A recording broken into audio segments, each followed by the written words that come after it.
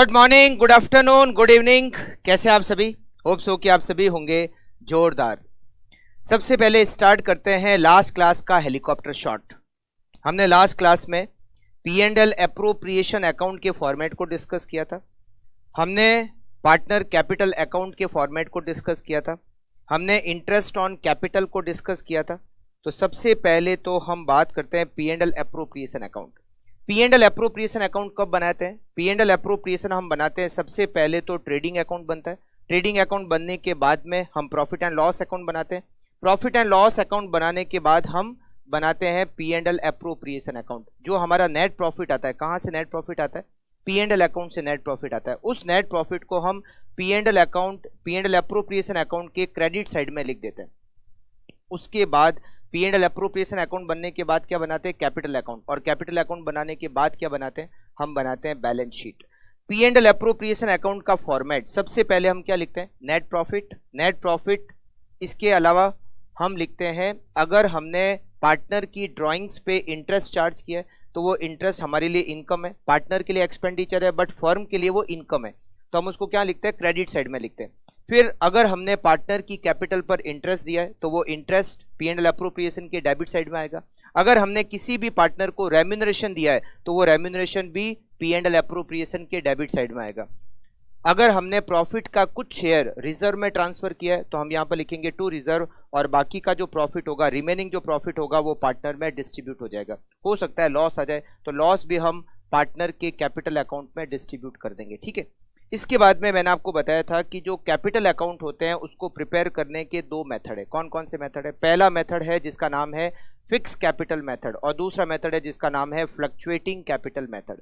Fix capital account में दो account बनते हैं, एक बनता है पार्टनर का कैपिटल अकाउंट और दूसरा बनता है पार्टनर का करंट अकाउंट। कैपिटल अकाउंट का फॉर्मेट क्या होता है? कैपिटल अकाउंट में सबसे पहले हम लिखते हैं बाई बैलेंस ब्रॉट डाउन, फिर हम लिखते हैं बाई बैंक। अगर पार्टनर ने एडिशनल कैपिटल इंट्रोड्यूस की है ड्यूरिंग द ईयर तो हम उसको लिखते हैं बाई बैंक। अगर पार्टनर ने कैपिटल को विड्रॉ किया है तो हम लिखते हैं टू बैंक, और फिर आ जाता है क्लोजिंग बैलेंस। मतलब इसमें केवल कैपिटल का ही एडजस्टमेंट आता है। Opening balance, closing balance, capital additional add किया तो, और अगर कैपिटल को विड्रॉ किया है, कि ये केवल 4 एंट्री ही हमें कैपिटल अकाउंट में लिखनी होती है। उसके बाद में बनता है पार्टनर करंट अकाउंट। पार्टनर से रिलेटेड जो भी ट्रांजेक्शन है वो सारे ट्रांजेक्शन कहाँ पर आएंगे? वो सारे ट्रांजेक्शन पार्टनर के करंट अकाउंट में आएंगे। सबसे पहले उसका बैलेंस लिखा जाता है तो हम लिखते हैं बाई बैलेंस ब्रॉट डाउन। अगर पार्टनर की कैपिटल पर हमने इंटरेस्ट दिया है तो by interest on capital. Partner को रेम्यूनरेशन दिया है तो बाई रेम्यूनरेशन। अगर प्रॉफिट में शेयर आया तो बाई P&L एप्रोप्रिएशन अकाउंट। अगर लॉस में शेयर आया तो टू P&L एप्रोप्रिएशन अकाउंट। अगर पार्टनर ने ड्राइंग की है तो to drawing. Interest on drawing charge किया तो टू इंटरेस्ट ऑन ड्राइंग। और उसके बाद में आ जाता है क्लोजिंग बैलेंस। तो जो फिक्स कैपिटल मेथड होता है उसमें हम पार्टनर के दो अकाउंट बनाते हैं। एक अकाउंट बनता है पार्टनर का कैपिटल अकाउंट और दूसरा बनता है पार्टनर का करंट अकाउंट। अब यहाँ पर एक क्वेश्चन यहाँ पर आता है कि क्या पार्टनर का करंट अकाउंट का बैलेंस डेबिट हो सकता है? तो बिल्कुल हो सकता है। पार्टनर के करंट अकाउंट का बैलेंस डेबिट हो सकता है। हो सकता है कुछ पार्टनर के करंट अकाउंट का बैलेंस क्रेडिट साइड में हो और कुछ का बैलेंस डेबिट साइड में हो। तो जिसका बैलेंस डेबिट साइड में होगा तो वहां पर जैसे क्रेडिट साइड में बैलेंस होता है तो हम लिखते हैं बाई बैलेंस ब्रॉट डाउन। अगर क्रेडिट साइड में बैलेंस है तो हम लिखेंगे to balance brought down. But capital account का बैलेंस डेबिट में जनरली नहीं होता है। ठीक है। तो कैपिटल अकाउंट और करंट अकाउंट। उसके बाद में फ्लक्चुएटिंग कैपिटल। फ्लक्चुएटिंग कैपिटल में हम केवल एक ही अकाउंट बनाते हैं जिसका नाम होता है पार्टनर का कैपिटल अकाउंट। उसका कैसे अकाउंट बनता है? By balance brought down, by interest on capital, by bank अगर कैपिटल एडिशनल इंट्रोड्यूस की है तो, बाई रेम्यूनरेशन टू पार्टनर अगर पार्टनर को रेम्यूनरेशन दिया है तो, अगर प्रॉफिट में शेयर है तो बाई P&L एप्रोप्रिएशन अकाउंट, अगर लॉस में शेयरिंग है तो to P&L appropriation account, capital को विड्रॉन किया है तो टू बैंक, ड्राइंग की है तो to drawings, interest on drawing charge किया तो टू इंटरेस्ट ऑन ड्राइंग, और सबसे लास्ट में टू बैलेंस कैरी डाउन। अगर पार्टनर का केवल एक ही अकाउंट दिया हुआ है, करंट अकाउंट नहीं दिया हुआ है, तो इसका ये इम्प्लाइड मतलब है कि पार्टनर का जो कैपिटल अकाउंट है उसको हमने फ्लक्चुएटिंग मेथड के ऊपर प्रिपेयर किया है। ठीक है। अगर करंट अकाउंट का बैलेंस नहीं दिया हुआ है it means fluctuating capital method. इसके बाद में हमने क्या डिस्कस किया था? इसके बाद में हमने डिस्कस किया था interest on capital. Interest on capital कब देते हैं और कब नहीं देते? अगर डीड नहीं बनी हुई है तो इंटरेस्ट ऑन कैपिटल नहीं देते। और अगर डीड बनी हुई है तो जैसा इंटरेस्ट ऑन कैपिटल के बारे में डीड में दे रखा है वैसा हमें इंटरेस्ट को कैलकुलेट करना होता है और उसी तरीके से इंटरेस्ट को हमें पार्टनर को देना होता है। तो अगर डीड बनी हुई है तो रेट ऑफ इंटरेस्ट क्या होगी, जो डीड में रेट ऑफ इंटरेस्ट दे रखी है उसी रेट से हमें इंटरेस्ट ऑन कैपिटल को प्रोवाइड करना है। अब कैलकुलेशन ऑफ इंटरेस्ट कैसे होती है, तो मैंने आपको बताया था कि दो मेथड होते हैं, फिक्स कैपिटल मेथड और फ्लक्चुएटिंग कैपिटल मेथड। अगर फिक्स कैपिटल मेथड है तो करंट अकाउंट के बैलेंस पर हमें इंटरेस्ट नहीं देना है, केवल और केवल कैपिटल अकाउंट के बैलेंस पर हमें इंटरेस्ट देना है। और फ्लक्चुएटिंग कैपिटल में तो करंट अकाउंट वैसे भी नहीं होता है, तो हमें कैपिटल अकाउंट के बैलेंस पर हमें इंटरेस्ट की कैलकुलेशन करनी है। अगर ड्यूरिंग द ईयर पार्टनर ने एडिशनल कैपिटल इंट्रोड्यूस किए या कैपिटल को विड्रॉ किया है तो उसका भी इफेक्ट हमें इंटरेस्ट ऑन कैपिटल में देना होता है, ठीक है। और इसके लिए हमने 2-3 एग्जांपल भी सॉल्व किए थे, ठीक है। चलिए आज हम अगला पॉइंट डिस्कस करने वाले हैं और उस पॉइंट का नाम है रेम्यूनरेशन टू पार्टनर। फटाफट से अगला पॉइंट आप लोग नोट कर लीजिए, रेम्यूनरेशन टू पार्टनर। क्या पार्टनर को रेम्यूनरेशन दिया जा सकता है? क्या पार्टनर को रेम्यूनरेशन दिया जा सकता है? सबसे पहली बात तो ये रेम्यूनरेशन होता क्या है, व्हाट इज रेम्यूनरेशन? देखिए रेम्यूनरेशन दो तरीके से होता है, रेम्यूनरेशन दो तरीके से हो सकता है। कौन कौन सा तरीका? एक तो हो सकती है सैलरी, पार्टनर को सैलरी दी जा सकती है, या फिर रेम्यूनरेशन का दूसरा तरीका हो सकता है कमीशन, पार्टनर को कमीशन दिया जा सकता है। एक तो होता है सैलरी और एक होता है कमीशन, ठीक है। रेम्यूनरेशन ऑफ पार्टनर कब देना है और कब नहीं देना है? अगर डीड बनी हुई हो, रेम्यूनरेशन कब देना है और कब नहीं देना है। अगर डीड नहीं बनी हुई हो, नो डीड, अगर डीड ही नहीं है तो कोई तरह का रेम्यूनरेशन नहीं दिया जाएगा, निल। किसी भी पार्टनर को, चाहे वो ज्यादा काम करे, चाहे वो कम काम करे, चाहे वो काम नहीं करे, किसी भी पार्टनर को किसी भी टाइप का रेम्यूनरेशन नहीं दिया जाएगा, राइट। अगर डीड है, इन केस ऑफ डीड, और डीड में रेम्यूनरेशन देने के बारे में दे रखा है, अगर डीड कहता है कि जो पार्टनर एक्स है उसको रेम्यूनरेशन देना है, पार्टनर वाई है उसको देना है, पार्टनर जेड है उसको नहीं देना है, तो एक्स को रेम्यूनरेशन देना है, कितना देना है जैसा डीड में दे रखा है, वाई को देना है क्योंकि डीड में दे रखा है, और कितना देना है जितना डीड में दे रखा है। जेड को कह रखा है नहीं देना है, तो जेड को रेम्यूनरेशन नहीं देना है, चाहे जेड काम करे चाहे नहीं करे। आप समझ रहे हो? तो डीड में जैसा कह रखा होता है हमें वैसा करना होता है। In case of deed, as per deed, as per deed हमें रेम्यूनरेशन देना होता है, ठीक है। तो अगर पार्टनरशिप डीड नहीं है तो कोई भी पार्टनर ये नहीं कह सकता कि मैं तो बहुत ज्यादा काम करता हूं, सुबह से शाम तक फैक्ट्री के अंदर काम करता हूं और तुम लोग बाकी वाले काम नहीं करते, तो मुझे काम करने के बदले में रेम्यूनरेशन मिलना चाहिए। डीड नहीं है तो नहीं मिलेगा, चाहे काम ज्यादा करो, नहीं करो, कम करो, उससे यहां पर कोई लेना देना नहीं है, ठीक है। बट अगर डीड है तो जैसा डीड में दे रखा है, डीड कहता है कि इस पार्टनर को सैलरी देंगे तो देंगे, इस पार्टनर को सैलरी नहीं देंगे तो नहीं देंगे, करेक्ट बात है। तो अगर डीड में प्रोविजन दे रखा है तो डीड के हिसाब से हमें अकॉर्डिंगली कैलकुलेशन करनी होती है, ठीक है। अब मैंने अभी आपको बताया कि रेम्यूनरेशन दो तरीके से होता है, एक तो सैलरी के तरीके से और एक होता है कमीशन के तरीके से। तो सबसे पहले बात करते हैं अगर सैलरी के फॉर्म में हो तो कैसे होगा। Salary, salary to partner. अब सैलरी में क्या होता है, सैलरी टाइम बेसिस पे दी जाती है, जैसे पर मंथ 2000, पर मंथ 3000, 5000, इस तरह से, या पर एनम की सैलरी हो सकती है। अगर सैलरी का जो टाइम पीरियड दिया हुआ हो सकता है, सैलरी का जो तरीका दिया हुआ हो सकता है, या तो पर मंथ बेसिस पे या पर एनम बेसिस पे, इस तरीके से हमें सैलरी के बारे में डीड में दे रखा होता है। जैसे मान लो डीड में दिया हुआ है कि मिस्टर ए को 5000 पर मंथ से सैलरी देंगे, तो पर एनम कितनी हो गई, 5000 multiply by 12, per annum salary is 60,000, तो मिस्टर ए को एक साल की 60,000 की सैलरी मिलेगी। जैसे मान लो दिया हुआ है कि पार्टनर जो बी है उसको पर एनम 1 लाख रुपीस की सैलरी देनी है, तो उसकी पर एनम की सैलरी कितनी हो जाएगी, 1 लाख रुपीस, ठीक है। तो सैलरी की कैलकुलेशन हमें अलग से कुछ करने की जरूरत नहीं होती है, जैसा डीड में दे रखा है वैसे के वैसे हमें सैलरी की कैलकुलेशन करनी होती है। हमें यहाँ पर सीखना है केवल और केवल उसकी जनरल एंट्रीज। सैलरी की जनरल एंट्री क्या होती है, सैलरी की दो एंट्रीज होती है, सैलरी की दो एंट्रीज होती है। अगर पार्टनर को सैलरी देनी है, डीड कहता है सैलरी देनी है, तो हमें उसकी दो एंट्रीज करनी होती है। आप लोग नोट कीजिए, journal entries salary to partner की क्या होगी? Date, particulars, debit, credit.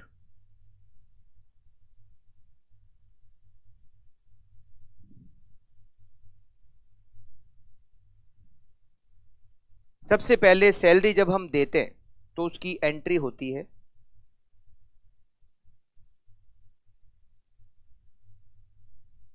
P&L appropriation account debit to partner salary being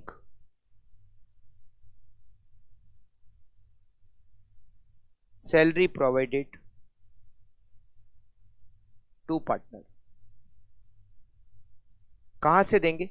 जैसे हम दूसरे स्टाफ को सैलरी देते हैं, वो कहां से देते हैं? P&L अकाउंट से देते हैं। हम P&L अकाउंट के डेबिट साइड में लिखते हैं टू सैलरी। मगर जो पार्टनर को सैलरी देते हैं वो P&L अकाउंट में नहीं आती। कहां पर आती है? P&L एप्रोप्रिएशन अकाउंट में आती है। तो P&L एप्रोप्रिएशन अकाउंट के डेबिट साइड में आएगा टू पार्टनर सैलरी। जो भी उसका अमाउंट होगा यहां पर हम लिखेंगे। उसके बाद ये जो पार्टनर की सैलरी है ये पार्टनर के कैपिटल अकाउंट या फिर करंट अकाउंट में ट्रांसफर हो जाती है। कैपिटल अकाउंट में कब ट्रांसफर होती है? जब फ्लक्चुएटिंग मेथड होता है। फ्लक्चुएटिंग मेथड में पार्टनर का एक ही अकाउंट होता है, कैपिटल अकाउंट। बट अगर फिक्स कैपिटल मेथड है तो पार्टनर की सैलरी है वो पार्टनर के करंट अकाउंट में ट्रांसफर होती है। सेकेंड एंट्री होगी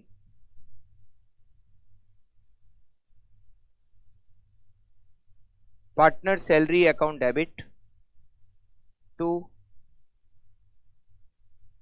partner capital oblique current account. Capital account या फिर करंट अकाउंट। अगर फिक्स कैपिटल मेथड है तो करंट अकाउंट पे, और अगर फ्लक्चुएटिंग कैपिटल मेथड है तो कैपिटल अकाउंट पे। Being partner salary transfer to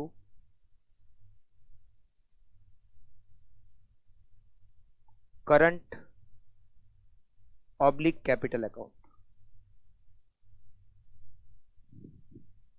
ये हमारा पार्ट कंप्लीट हो गया, salary to partner.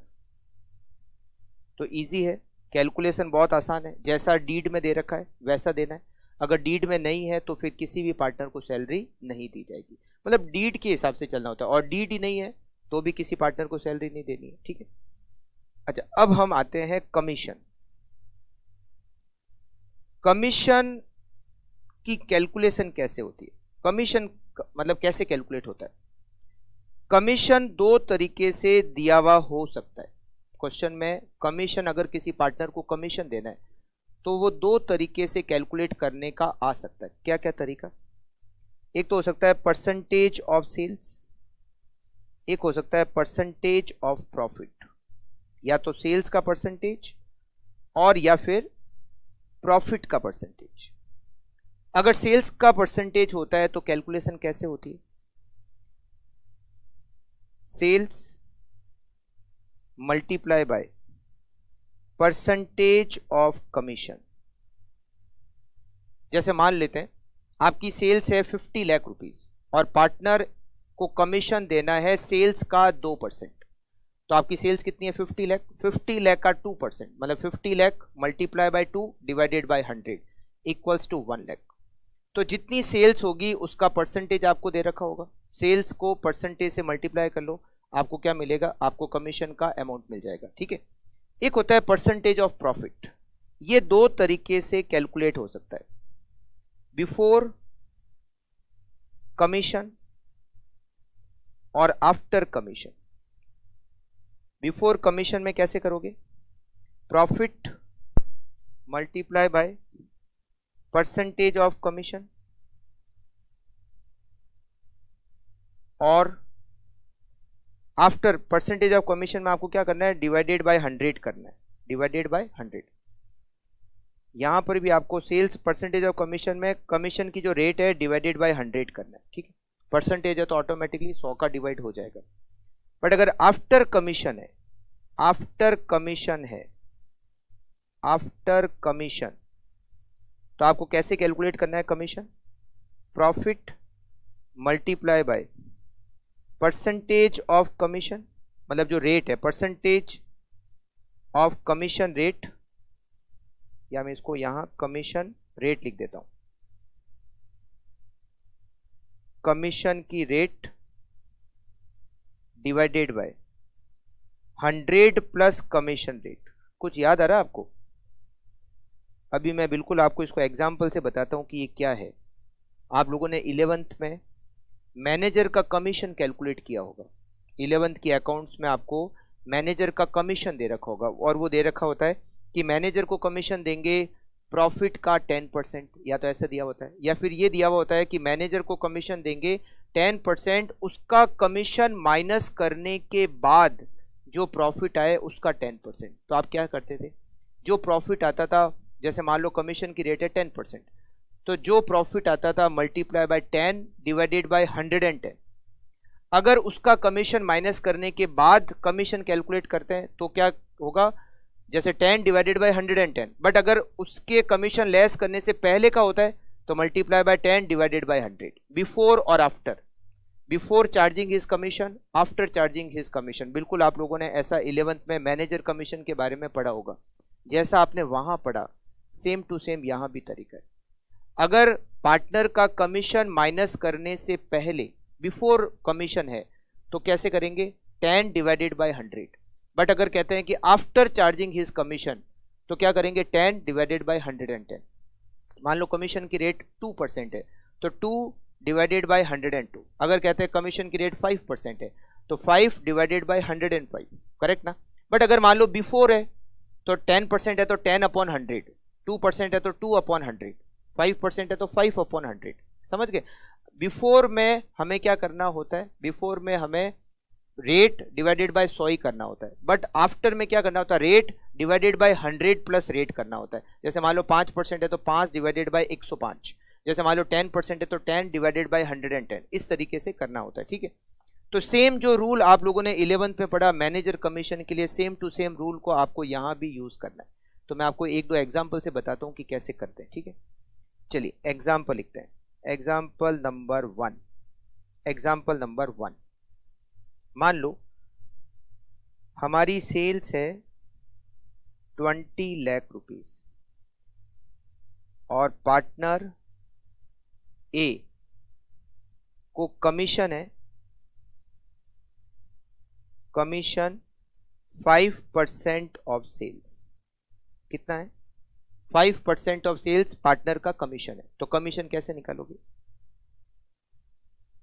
Solution, commission equals to, हमारी सेल्स कितनी है 20 लाख है और पार्टनर ए का कमीशन कितना है 5% है, तो 20 lakh multiply by 5%, commission equals to ₹1 lakh.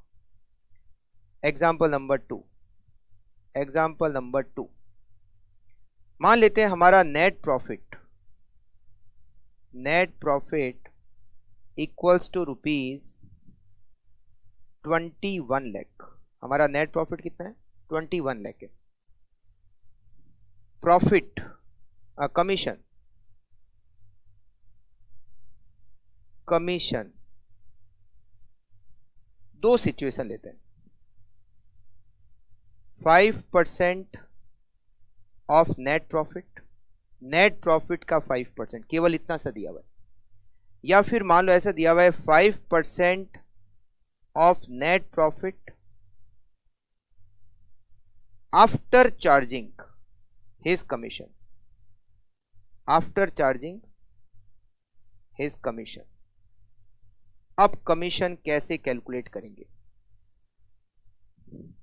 Solution, सबसे पहले ए पॉइंट, नेट प्रॉफिट का 5%, कमीशन कितना है नेट प्रॉफिट का 5%, नेट प्रॉफिट कितना है 21 लाख, तो हम कमीशन कैसे निकालेंगे, commission equals to 21 lakh multiply by 5 divided by 100 equals to ₹1,05,000।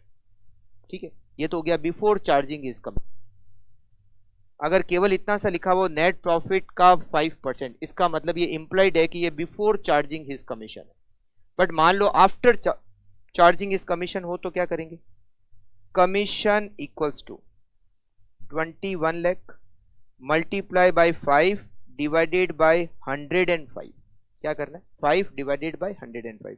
उसमें क्या था 5 अपॉन 100, 5 डिवाइडेड बाय 100 या 5 divided by 105 equals to rupees 21 lakh multiply by 5 divided by 105, it is rupees 1 lakh. Commission कितना हो गया, 1 लाख रुपए का कमीशन हो गया। ठीक है, तो इस तरीके से हम कमीशन की कैलकुलेशन कर सकते हैं। कमीशन की कैलकुलेशन या तो सेल्स पे होगी या फिर प्रॉफिट पे होगी। प्रॉफिट पे अगर होती है तो दो तरीके हैं, before charging his commission, after charging his commission. कुछ नहीं लिखा हुआ है तो बिफोर चार्जिंग हिज कमीशन, तो क्या करना है 5 डिवाइडेड बाय 100, और अगर आफ्टर चार्जिंग हिज कमीशन है तो 5 डिवाइडेड बाय 105। करेक्ट, मान लो 10% होता तो 10 अपॉन 100, और आफ्टर चार्जिंग में 10 डिवाइडेड बाय 110। 2% होता तो बिफोर में क्या करते 2 डिवाइडेड बाय 100, और आफ्टर चार्जिंग इस कमीशन में क्या करते हैं 2 डिवाइडेड बाय 102। ठीक है, तो सेम रूल है जो आपने मैनेजर कमीशन पढ़ा था 11th में, सेम टू सेम उसी तरीके से पार्टनर का कमीशन भी कैलकुलेट होता है अगर डीड में ऐसा दे रखा हो तो। करेक्ट है, चलिए ये तो हमारा कमीशन वाला पॉइंट क्लियर हो गया। अब बात आती है इसकी एंट्रीज क्या होती है। अभी तो हमने कहा कि कैलकुलेशन कैसे होती है, राइट। एंट्रीज वैसे ही होती है जैसे कि हमने सैलरी की एंट्री की। सैलरी की क्या एंट्री की, सैलरी में हमने क्या लिखा, P and L appropriation account debit to partner salary. अब यहाँ पर एंट्री क्या हो जाएगी, P and L appropriation account debit, तो ठीक है, मगर यहाँ पार्टनर सैलरी की जगह हो जाएगा पार्टनर का कमीशन। सैलरी की जगह पर क्या लिखेंगे, कमीशन। फिर उस पार्टनर कमीशन को हम पार्टनर के करंट अकाउंट या कैपिटल अकाउंट में ट्रांसफर करेंगे, तो एंट्री क्या हो जाएगी, partner commission account debit to partner capital या फिर पार्टनर करंट अकाउंट। समझ गए आप, केवल सैलरी की जगह पर यहां पर वर्ड यूज हो जाएगा कमीशन, पार्टनर सैलरी की जगह पार्टनर का कमीशन। ठीक है, हाँ ये हो सकता है कि कुछ एक पार्टनर को तो सैलरी दे रहे हैं, एक पार्टनर को कमीशन दे रहे हैं, तो जिसको सैलरी दे रहे हैं उसकी सैलरी से एंट्री हो जाएगी, जिसको कमीशन दे रहे हैं उसकी एंट्री कमीशन से हो जाएगी। करेक्ट बात है, तो एंट्री सेम है salary, entries same as salary to partner. Partner को जो सैलरी देते हैं उसके जैसे ही एंट्री हो जाएगी। करेक्ट, तो ये हमारा point remuneration to partner complete हो गया। अब हम इसके आगे चलेंगे, ये हमारा 6 नंबर पॉइंट कंप्लीट हो गया। अब हम देखते हैं 7th point, rent to partner. ये पार्टनर को रेंट क्या है। बहुत बार ऐसा होता है कि देखो हम कोई प्रॉपर्टी रेंट पे लेते हैं, कोई किसी प्रॉपर्टी को हमने रेंट पे लिया, तो जब हम प्रॉपर्टी को रेंट पे लेते हैं तो हम उस प्रॉपर्टी का क्या पे करते हैं, रेंट पे करते हैं, राइट ना। तो रेंट को पे करने की एंट्री क्या होती है, जब हम रेंट का पेमेंट करते हैं तो उसकी एंट्री क्या होती है, rent account debit to bank. सबसे पहले जब हम रेंट को पे करते हैं तो rent account debit to bank, और फिर जब हम उस रेंट को ईयर एंड होने पर पी एंड एल अकाउंट में ट्रांसफर करते हैं तो एंट्री क्या होती है, P and L account debit to rent. Normal अगर हमने कोई प्रॉपर्टी किराए पर ले रखी है तो हम उस प्रॉपर्टी का रेंट पे करते हैं, तो दो एंट्री होती है, एक तो रेंट को पे करने की एंट्री होती है और एक रेंट को पी एंड एल अकाउंट में ट्रांसफर करने की एंट्री होती है।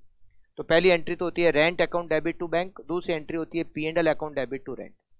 अगर हमने किसी पार्टनर की प्रॉपर्टी को रेंट पे लिया है, अगर हमने किसी पार्टनर की प्रॉपर्टी को रेंट पे लिया है तो उसकी एंट्री क्या होगी, सेम वैसी एंट्री होती है। अगर किसी और की प्रॉपर्टी किराए पर लेते तो क्या एंट्री करते हैं, सेम वैसी एंट्री हमें, अगर हमने पार्टनर की प्रॉपर्टी किराए पर ली है तो हम वो ही एंट्री करते हैं जो हम दूसरे केस में रेंट की एंट्री करते हैं। मतलब हमने अगर प्रॉपर्टी चाहे पार्टनर से किराए पर ली हो चाहे किसी और से किराए पर ली हो, रेंट की एंट्री दो ही होती है, क्या, रेंट को पे करने की rent account debit to bank, और रेंट को पी एंड एल अकाउंट में ट्रांसफर करने की P and L account debit to rent. ठीक है, इसका P and L appropriation account से कोई लेना देना नहीं है। मतलब पार्टनर की प्रॉपर्टी को अगर हमने रेंट पे लिया है, उसका हम रेंट पे करते हैं, तो वो rent P and L appropriation account में नहीं जाता। ऐसा नहीं कि पार्टनर को दे रहे हैं इसीलिए पी एंड एल अप्रोप्रिएशन में डालेंगे, नहीं।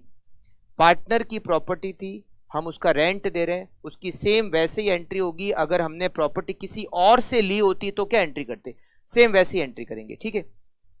तो रेंट टू पार्टनर, अगर हमने पार्टनर की प्रॉपर्टी को रेंट पे लिया है तो उसकी एंट्री बता देता हूं। नॉर्मल एंट्री होती है, मतलब पार्टनर से उसका कोई लेना देना नहीं है, उसके पार्टनर के कैपिटल अकाउंट या करंट अकाउंट में उसको ट्रांसफर नहीं करेंगे, या फिर पी एंड एल एप्रोप्रिएशन से हम वो रेंट का पेमेंट नहीं करेंगे। तो आप हेडिंग लगा दीजिए, rent to partner.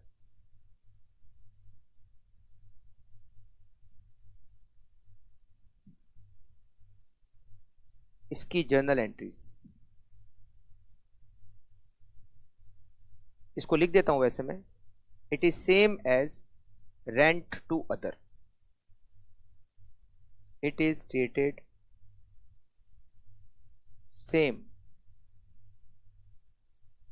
Same as rent to other. अगर आपने किसी और से प्रॉपर्टी रेंट पे ली होती तो आप रेंट का पेमेंट करते, तो वो जो एंट्रीज वहां करते, सेम ऐसी एंट्री आपको यहां भी करनी है। मतलब पहली एंट्री क्या करोगे आप, फर्स्ट एंट्री आप करोगे rent account debit to bank, अगर आपने रेंट का पेमेंट कर दिया है तो। बट मान लो अगर आपने रेंट का पेमेंट ही नहीं किया है, तो rent account debit to outstanding rent, क्या करोगे, डेट, पर्टिकुलर्स, डेबिट और क्रेडिट। पहले तो रेंट को पेमेंट करने की या रेंट की आउटस्टैंडिंग की एंट्री करेंगे। कोई एक्सपेंसेस अगर आउटस्टैंडिंग होता है तो क्या एंट्री करते हैं, expenses account debit to outstanding expenses. तो यहां पर भी ऐसे ही करना है।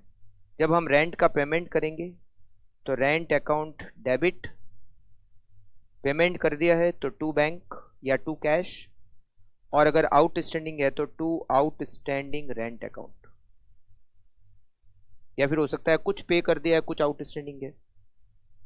जैसे मान लो टोटल रेंट होता है 1,20,000, 1,20,000, उसमें से हमने 50,000 का पेमेंट कर दिया और 70,000 का अभी तक पेमेंट करना बाकी है।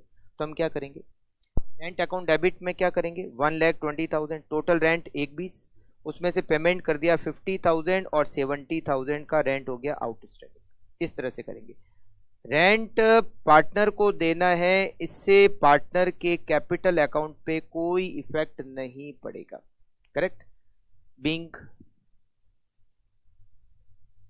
Rent to partner paid oblique payable, या तो पेड कर दिया या पेबल कर दिया, या कुछ पे कर दिया कुछ पेबल है, कुछ पे कर दिया और कुछ आउटस्टैंडिंग है।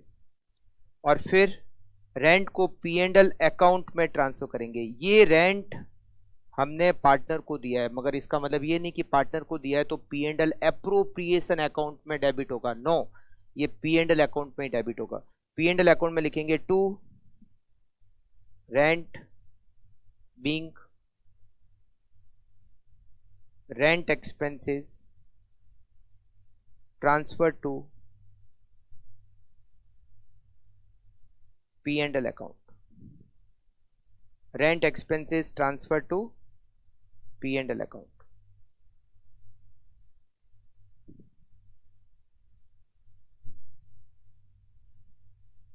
करेक्ट। तो ये हमारा point rent to partner complete हो गया। अब हम लेते हैं next point, which is interest on drawings. इससे पहले हम ले लेते हैं interest on partner loan. Interest on partner loan, अगर हमने पार्टनर से लोन लिया है, जैसे मान लो अगर हमने किसी बैंक से लोन लिया होता, तो बैंक से लोन लेने की एंट्री क्या होती है, bank account debit to bank loan. अगर हमने किसी बैंक से लोन लिया होता तो हम एंट्री करते bank account debit to bank loan, ठीक है। उस बैंक लोन पर हमें क्या करना होता, इंटरेस्ट देना होता। तो इंटरेस्ट की एंट्री क्या होती है, इंटरेस्ट की एंट्री होती है interest account debit to bank. अगर हमने इंटरेस्ट पे कर दिया है तो interest account debit to bank.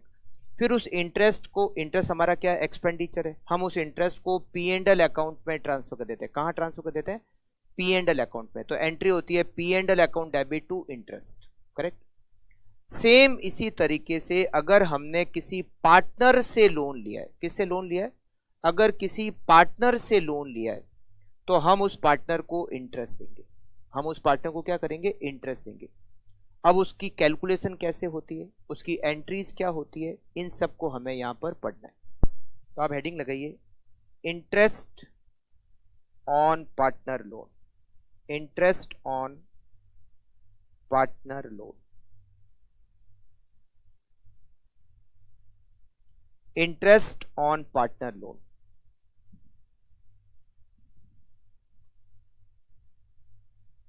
Rate of interest, rate of interest, interest की रेट क्या होगी। अगर डीड नहीं है, अगर डीड नहीं है तो 6% पर एनम से इंटरेस्ट ऑन लोन कैलकुलेट किया जाएगा। और अगर डीड है, in case of deed, in case of deed, as per deed, as per deed, deed में जो रेट ऑफ इंटरेस्ट दे रखी है उसी रेट ऑफ इंटरेस्ट से इंटरेस्ट की कैलकुलेशन होगी। दो तरीके, अगर डीड नहीं है और अगर डीड है। डीड नहीं है तो 6% पर एनम, अगर डीड है तो जो रेट डीड में दे रखी है उस रेट से इंटरेस्ट को कैलकुलेट किया जाएगा, ठीक है। अच्छा, दूसरा, इसकी जर्नल एंट्रीज क्या होगी, जर्नल एंट्रीज क्या होगी।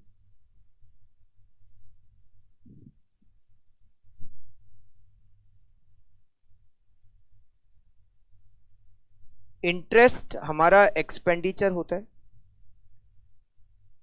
और ये पी एंड एल अकाउंट में आता है। अगर हमने किसी पार्टनर से लोन लिया है और हम उसको इंटरेस्ट देते हैं तो वो इंटरेस्ट हमारा एक्सपेंडिचर है। इंटरेस्ट को पेमेंट करने की एंट्री होगी और उस इंटरेस्ट को पी एंड एल अकाउंट में ट्रांसफर करने की एंट्री होगी। Interest on partner loan P and L appropriation account में नहीं आता है, P and L appropriation account में नहीं आता है, पी एंड एल अकाउंट में आता है। कहां पर आता है, पी एंड एल अकाउंट में, ठीक है। पी एंड एल अकाउंट बनता है ट्रेडिंग के बाद, ट्रेडिंग के बाद पी एंड एल के बाद पी एंड एल एप्रोप्रिएशन। तो इंटरेस्ट ऑन पार्टनर लोन हमारा एक्सपेंडिचर है और ये पी एंड एल एप्रोप्रिएशन में नहीं आता, पी एंड एल अकाउंट में आता है। डेट, पर्टिकुलर्स, डेबिट और क्रेडिट।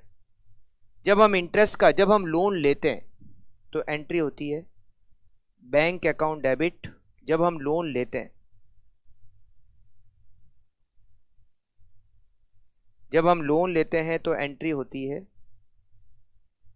बैंक अकाउंट डेबिट या cash account debit to partner loan.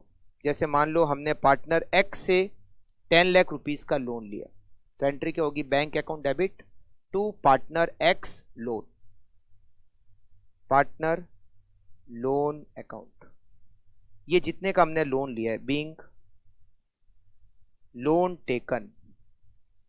एक पार्टनरशिप फर्म अपने पार्टनर से लोन ले सकती है अगर पार्टनर देता है तो, और फर्म को पैसों की जरूरत है तो। लोन टेकन फ्रॉम पार्टनर, हमने पार्टनर से लोन लिया, ये लोन लेने की एंट्री। उसके बाद इंटरेस्ट, जब हम इंटरेस्ट का पेमेंट करेंगे, interest on partner loan, interest on partner loan account debit to bank. या तो हमने पेमेंट कर दिया है या फिर हमने पेमेंट नहीं किया है तो इंटरेस्ट पेबल अकाउंट या outstanding interest payable account, being interest on partner loan paid या फिर पेबल, या तो पे कर दिया है या फिर पे करना बाकी है। इसके बाद में नेक्स्ट एंट्री होती है इस इंटरेस्ट को पी एंड एल अकाउंट में ट्रांसफर करने की। अच्छा, ये भी कर सकते हैं अगर इंटरेस्ट का हमने पेमेंट नहीं किया है तो हम उस इंटरेस्ट को लोन अकाउंट में भी ऐड कर सकते हैं। जैसे मान लो लोन अमाउंट 10 लाख का है रेट ऑफ इंटरेस्ट 10% है पर एनम, तो 10 लाख का 10% इंटरेस्ट कितना बना, 1 लाख। अगर हमने इंटरेस्ट का पेमेंट कर दिया है तब तो interest account debit to bank, ठीक है, तो लोन 10 लाख का ही है। बट अगर हमने इंटरेस्ट का पेमेंट नहीं किया है तो लोन कितने का था, 10 लाख, इंटरेस्ट कितना हुआ, 1 लाख रुपए। तो ये जो आउटस्टैंडिंग इंटरेस्ट है ये लोन में ही ऐड हो जाएगा। इसका मतलब लोन कितना हो जाएगा, 11 लाख रुपीज। 10 लाख का पहले से था, 1 लाख का इंटरेस्ट जो हमने पे नहीं किया वो लोन में ही ऐड होकर हमारा लोन कितना हो जाएगा, 11 लाख रुपीज का लोन हो जाएगा, ठीक है। इसके बाद ये जो इंटरेस्ट है इसको हम ट्रांसफर करेंगे पी एंड एल अकाउंट में। ध्यान रखना, पी एंड एल अकाउंट में ट्रांसफर होता है interest on partner loan. Profit and loss account debit, profit and loss account debit to interest on partner loan being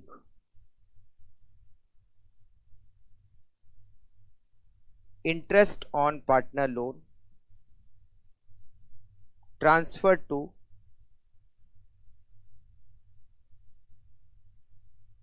Manish Sewar.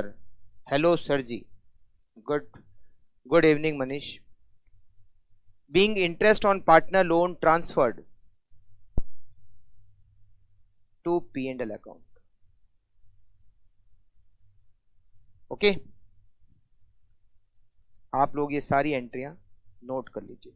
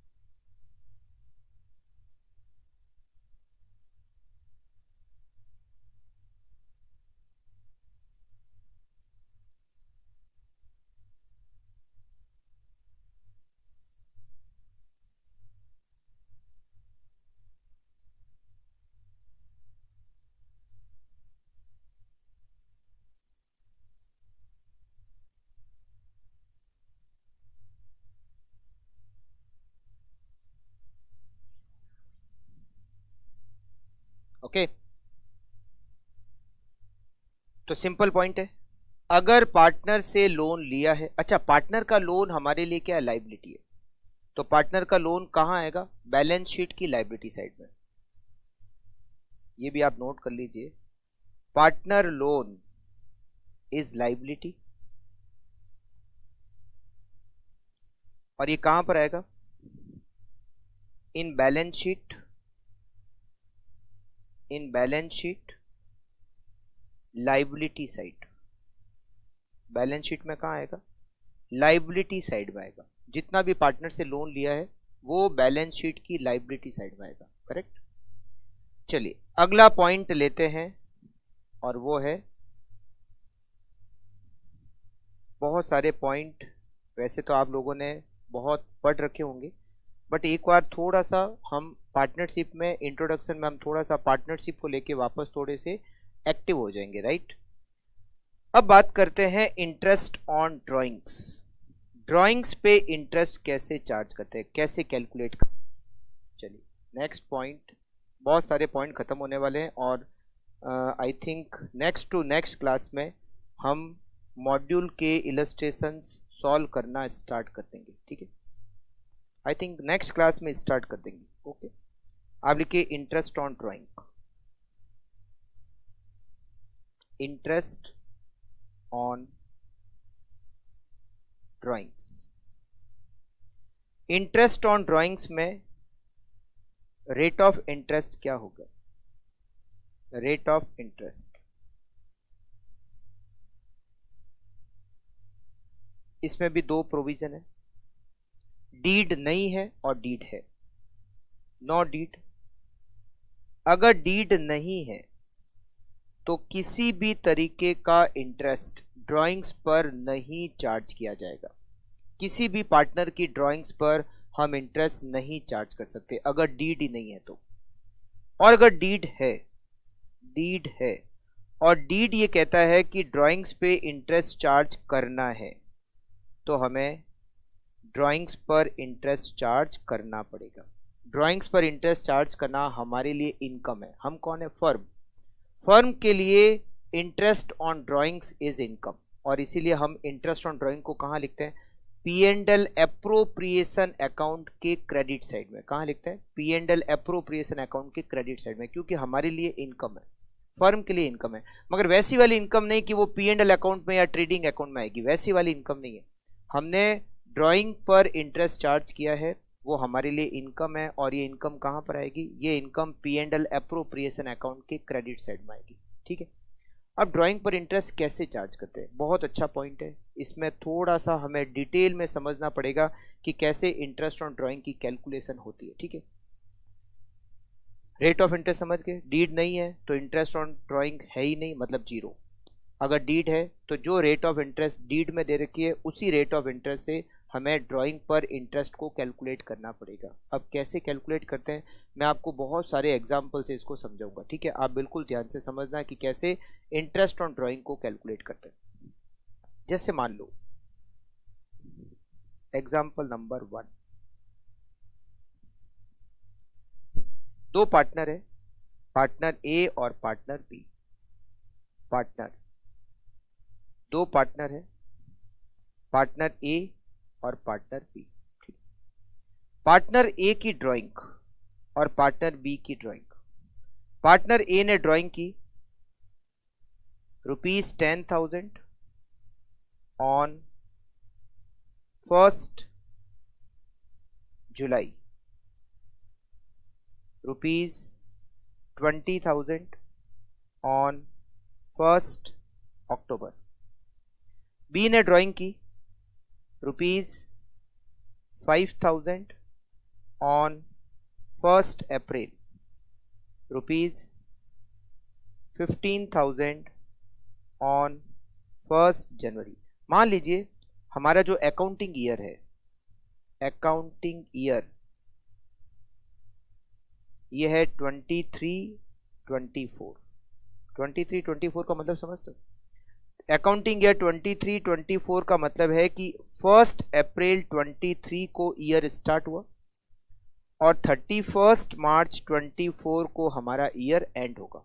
ठीक है, तो ये हमने जो ए ने जो ड्राइंग की है वो 1 जुलाई 23 को की है और 1 अक्टूबर 23 को की है।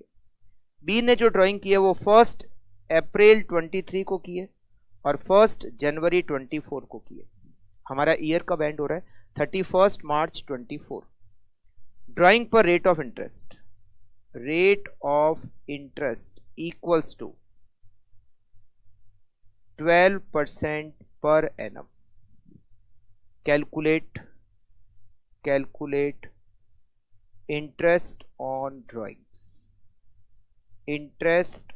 ड्राइंग्स को कैलकुलेट करना है। अब कैसे करेंगे? देखिए, दो पार्टनर है ए और बी। से पहले तो हम ए का इंटरेस्ट ऑन ड्राइंग कैलकुलेट करते हैं। इंटरेस्ट ऑन ड्राइंग्स, ए, आपको जो इंटरेस्ट कैलकुलेट करना है, जो ड्राइंग की डेट है, मतलब जिस दिन ड्राइंग किया उस दिन से ईयर एंड होने तक का आपको इंटरेस्ट कैलकुलेट करना है। कैसे करना है? जिस दिन आपने ड्राइंग की, मतलब पार्टनर ने ड्राइंग की, उस दिन से ईयर एंड होने तक का हमें इंटरेस्ट कैलकुलेट करना है। ए ने 2 बार ड्राइंग की, एक बार ड्राइंग की 10,000 रुपीज की, एक बार ड्राइंग की 10,000 की, और ये 10,000 की ड्राइंग उसने कब की? 1 जुलाई 23। ये जो 1 जुलाई 23 को ड्राइंग की है उसने 10,000 की, इस पे इंटरेस्ट चार्ज करेंगे 1 जुलाई 23 से 31 मार्च 24 तक का, मतलब जिस दिन ड्राइंग की उस दिन से लगाकर ईयर एंड होने तक का इंटरेस्ट हम चार्ज करेंगे। तो 1 जुलाई 23 से 31 मार्च 2024 तक का इंटरेस्ट चार्ज करेंगे। 1 जुलाई 2023 से 31 मार्च 24 कितना टाइम होता है? 9 मंथ्स होते हैं। तो ये जो 10,000 है इस पर हमें 9 मंथ का इंटरेस्ट चार्ज करना है। फिर ए ने और ड्राइंग की, कब ड्राइंग की? 20,000। ये कब ड्राइंग की? 1 अक्टूबर को। तो फर्स्ट इस पर कितना इंटरेस्ट लगेगा? इस पर इंटरेस्ट लगेगा 1 अक्टूबर से 31 मार्च, डेट ऑफ ड्राइंग से ईयर एंड होने तक का इंटरेस्ट कैलकुलेट होता है। तो 1 अक्टूबर 23 से 31 मार्च 2024 तक का इंटरेस्ट लगेगा। 1 अक्टूबर 23 से 31 मार्च 24 मतलब 6 मंथ। तो ये जो 10,000 है इस पे 9 मंथ और ये जो 20,000 है इस पे 6 मंथ। चलिए कैलकुलेट करते हैं। 10,000 पे रेट ऑफ इंटरेस्ट क्या है? 12% और इस पे 9 मंथ का इंटरेस्ट प्लस 20,000 पे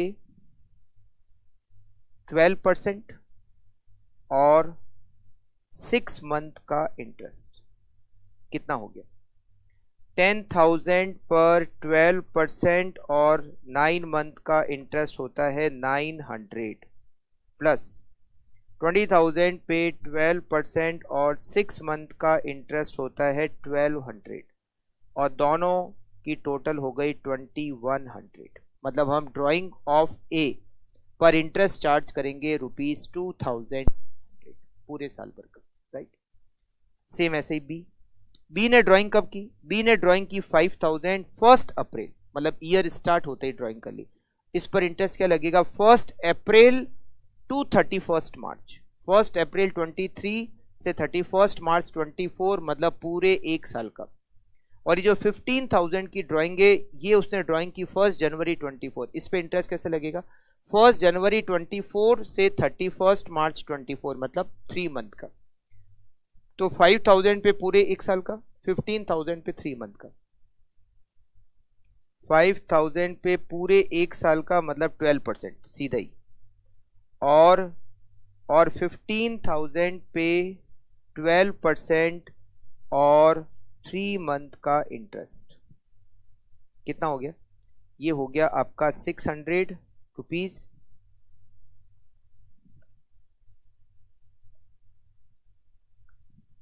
और ये हो गया आपका 450 rupees. Total interest on drawing 1050। Simple. अगर पार्टनर ने ड्राइंग की है और उस पर डीड कहता है इंटरेस्ट चार्ज करना है, रेट ऑफ इंटरेस्ट डीड में दे रखी होगी, उस रेट ऑफ इंटरेस्ट से हमें इंटरेस्ट ऑन ड्राइंग की कैलकुलेशन करनी है। Interest on drawing P&L appropriation account के क्रेडिट साइड में आता है। कैलकुलेशन कैसे होती है? जिस दिन पार्टनर ने ड्राइंग की उस दिन से लगाकर ईयर एंड होने तक का इंटरेस्ट कैलकुलेट करना है। अगर पार्टनर ने साल में बहुत बार ड्राइंग की है तो आपको हर एक ड्राइंग पर इंटरेस्ट कैलकुलेट करना पड़ेगा। मान लो किसी पार्टनर ने साल में 5 बार ड्राइंग की तो हर ड्राइंग का इंटरेस्ट कैलकुलेट करने का पड़ेगा, मतलब 5 calculation of interest on drawing करनी पड़ेगी। अगर किसी पार्टनर ने साल में 20 बार ड्राइंग की है तो हर ड्राइंग का आपको इंटरेस्ट सेपरेटली कैलकुलेट करके उसको जोड़ना पड़ेगा। मतलब 20 बार इंटरेस्ट ऑन ड्राइंग की कैलकुलेशन करके फिर आपका टोटल इंटरेस्ट निकालना पड़ेगा। तो ये थोड़ा सा जो है कैलकुलेशन वो थोड़ी सी लंबी कैलकुलेशन भी है, ठीक है। अब यहां पर अगर कुछ सिचुएशन दे रखी होती है, अगर वो सिचुएशन दे रखी होती है तो कैलकुलेशन थोड़ी सी इजी हो जाती है। अगर कुछ सिचुएशन दे रखी हो तो इंटरेस्ट ऑन ड्राइंग की कैलकुलेशन थोड़ी सी इजी हो जाती है। अब क्या सिचुएशन दे रखी होती है और कैसे इजी हो जाती है कैलकुलेशन, मैं आपको समझाता हूँ। बहुत बार पार्टनर क्या करते हैं? मंथली ड्राइंग करते हैं। क्या करते हैं? हर महीने ड्राइंग, हर महीने बिजनेस में से पैसा निकालते हैं। अगर मंथली ड्राइंग की है, अगर पार्टनर ने मंथली ड्राइंग की है तो इसमें 3 सिचुएशन हो सकती है। इसमें 3 सिचुएशन हो सकती है। फर्स्ट सिचुएशन, पहली situation at the beginning of the month हो सकता है, हर महीने के बिगिनिंग में।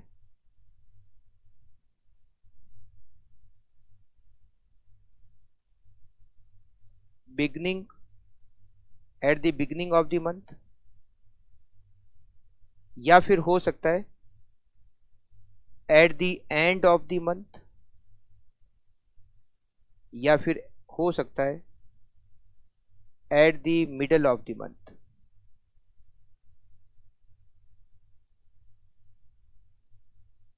बहुत बार ऐसा होता है, जैसे पार्टनर कहते हैं, ऐसा करते हैं कि हम हर मंथ के फर्स्ट डेट को ड्राइंग करेंगे। जैसे एक पार्टनर है ए, उसने कहा मैं हर महीने की 1 तारीख को 10,000 रुपये विड्रॉ करूंगा। तो उसने साल भर में कितनी विड्रॉ की? उसने साल भर में 1,20,000 रुपीज की ड्राइंग की, मतलब हर महीने की 1 तारीख को 10,000 रुपये निकाल लेगा।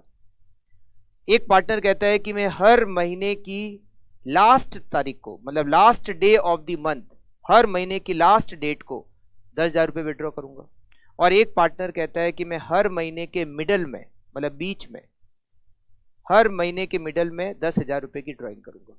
अगर ऐसा होता है तो इंटरेस्ट, अब जैसे ए ने 12 बार की ड्राइंग कर ली, बी ने भी,